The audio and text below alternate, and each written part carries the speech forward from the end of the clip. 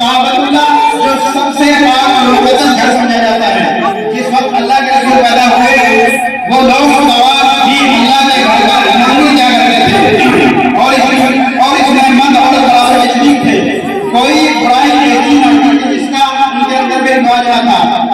इन्हीं हालात में अल्लाह के रसूल सल्लल्लाहु अलैहि वसल्लम पैदा हुए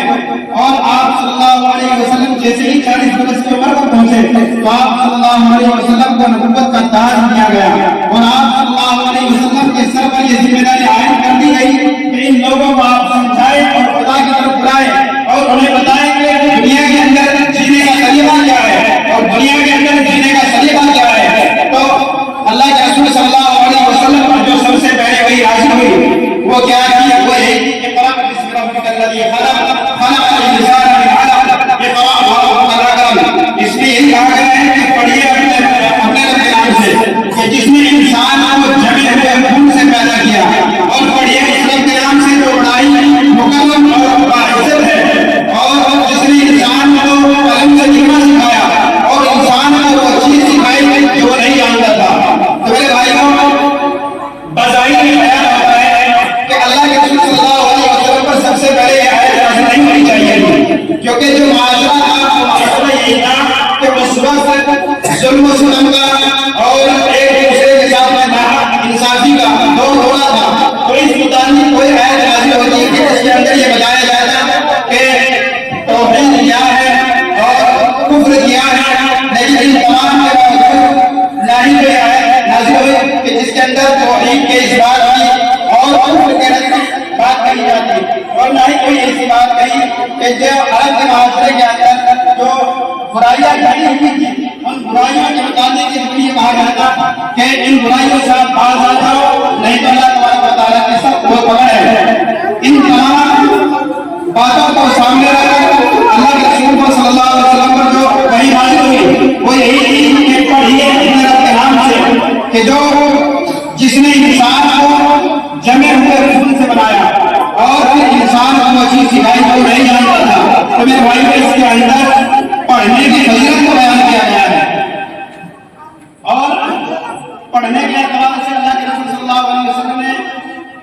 ये तफसील नहीं की है कि आप सिर्फ दीनी ही तालीम हासिल करें, बल्कि तालीम की अहमियत और तालीम की हिफाजत को मद्देनजर रखते हुए अल्लाह के रसूल सल्लल्लाहु अलैहि वसल्लम ने हमेशा नमाज के बाद ये दुआ फरमाई कि अल्लाह मैं तुझसे इल्म नाफे का सवाल करता हूँ और ना देने वाले इल्म से तेरी मदद करता हूँ। तो मेरे भाइयों अगर इस उसूल और इस नजरिए पर गौर करें तो दुनिया के अंदर जितने भी उलूम हैं और दुनिया के अंदर जितने भी उलूम हैं वो तमाम के तमाम इसमें दाखिल होते हैं कि इंसान को नफा पहुंचाते हैं। आप तिब्बे नबवी या इल्म दिल ही नहीं लीजिए, जब इंसान इल्म दिल सीख लेता है तो वो लोगों का इलाज करना सीख जाता है और इसी तरीके से लोगों का ये फायदा होता है कि जो इल्म दिल का माहिर होता है वो लोगों के अंदर से नफ्स को पहचान कर उसको दवा का इंतजाम कर देता है। इसी तरीके से इंजीनियरिंग का इल्म है, इंजीनियरिंग का इल्म हमें इंसानी जरूरियात की तकमील का फायदा देता है। जो इंजीनियर होता है वो हमें आज के दौर में ऐसा नाता बनाकर देता है कि हमारा छोटी सी जगह में बहुत बड़ा काम हो जाता है। इसी तरीके से माशियात का इल्म है कि जिस इंसान को तिजारत का माशियात का इल्म होगा तो मेरे भाइयों को जायज और नाजायज को मद्देनजर रखकर काम करेगा। तो कोई भी उलूम बुरा नहीं होता, बुरा वो इल्म है कि जिससे इंसान को नफा न पहुंचे। तो अल्लाह के रसूल सल्लल्लाहु अलैहि वसल्लम ने इल्म की दो एतबार से तफसील की है कि इल्म नाफे हो तो अच्छा है और इल्म नाफे ना हो तो बुरा है। उसमें अगर हम कुरान को सीखकर बुराई करते हैं तो मेरे भाइयों कुरान को सीखना हमारे लिए बजाहिर लगता है कि कुरान जैसे हम पढ़ते रहेंगे उस पर हमें तसल्लियां मिलती रहेगी, लेकिन अगर हमने कुरान की खिलाफवर्जी की और कुरान के कवानीन को छोड़कर जुल्म सितम का दरवाजा खोला तो मेरे भाइयों उस पर यह हमें फायदा नहीं दे रहा है। इससे बेहतर है कि हम दुनिया का कोई इल्म सीख लेते और लोगों को उससे फायदा पहुंचाते तो वो इल्म बेहतर था इससे कि हम कुरान पढ़ करके कुरान की तौहीद कर रहे हैं और जुल्म सितम और चोरी डाका जो हम कर रहे हैं कुरान को सीख करके। तो मेरे भाई हमने कुरान की तौहीद की है।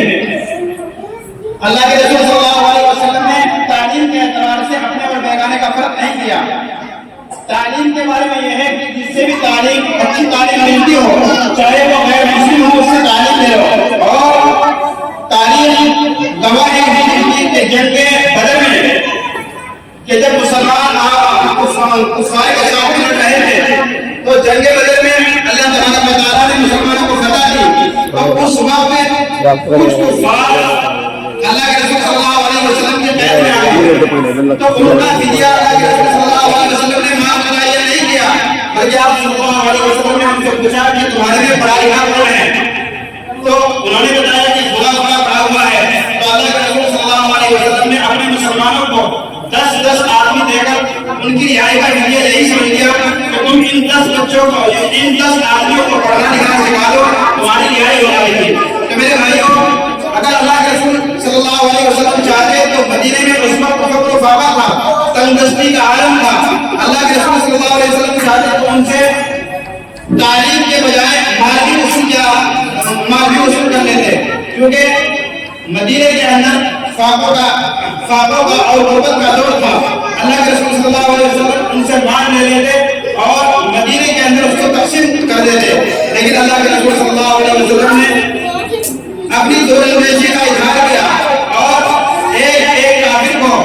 ایک غیر مسلم کو 10 مسلمانوں کو سونپ دیا کہ آپ انہیں پڑھنا لکھنا سکھائیں اور پھر آپ کی رہائی کا فدیہ یہی ہے. تو میرے بھائیوں, ہمیں غور کرنا چاہیے اس بات پر. آج ہم سب کے لیے یہ بات قابل رشک ہونی چاہیے کہ ہم معمولی کھائیں, کپڑا ہم معمولی پہنیں اور اپنی ضروریات کا سامان جو ہے مختصر کریں, لیکن اپنے بچوں کو تعلیم ضرور دیں. اگر ہم نے اپنے بچوں کو تعلیم نہیں دی تو میرے بھائیوں, یہ جو نوجوان کوششیں کر رہے ہیں, محنتیں کر رہے ہیں, تو میرے بھائیوں اس طریقے سے ہم کامیاب نہیں ہو سکتے. الحمدللہ ابھی چند سالوں سے تعلیم کے اعتبار سے اگر تجزیہ کیا جائے تو مسلمانوں کے اندر تعلیم کے اعتبار سے بہت بیداری آئی ہے. مسلمان اس طرح بڑھنے لگے ہیں کہ وہ اپنے آپ میں تعلیم سے آراستہ ہو کر میدان میں کام کرنے کی کوششیں کر رہے ہیں. آج ہم دیکھتے ہیں, اپنے گھروں کا ہی جائزہ لیتے ہیں تو ہر ایک آدمی کے اندر یہ تڑپ اور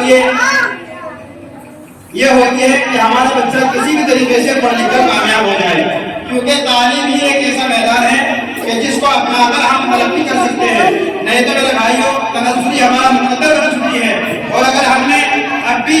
اس طرف غفلت سے کام کیا تو میرے بھائیوں پھر ہمارے لیے بہت خسارے کی بات ہوگی. آج ہم حالات کو اپنی نظروں سے دیکھ رہے ہیں. اگر ہم نے اب بھی ہوش کے ناخن نہیں لیے تو میرے بھائیوں کل ہمارے لیے مستقبل بہت خراب ہوگا. تو اس لیے ہمیں چاہیے کہ ہم تعلیم کی طرف توجہ دیں. میں انہیں نوجوانوں کی نظریہ شیئر کرتا ہوں کہ رقابی روح بیدار ہوتی ہے جب جوانوں میں,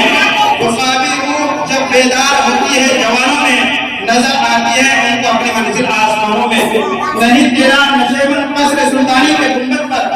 نہیں تیرا نشیمن قصر سلطانی کے گنبد پر, تو شاعری ہے بسیرا کر پہاڑوں کی چٹانوں میں. میرے بھائیوں, یہ نوجوان وہ نوجوان ہوتے ہیں کہ جو وقت کا دھارا بدل سکتے ہیں. ظلم چاہے کتنا بھی بڑھ جائے, اگر نوجوان اپنے آپ کے لیے اڑ جائے تو میرے بھائیوں کوئی بھی ظلم سے آگے نہیں بڑھ سکتا, بلکہ وہیں سے انقلاب آنا شروع ہو جائے گا جہاں نوجوان ڈٹ کر کھڑا ہو جائے گا. میں انہیں چند باتوں پر اپنی بات کو ختم کرتا ہوں.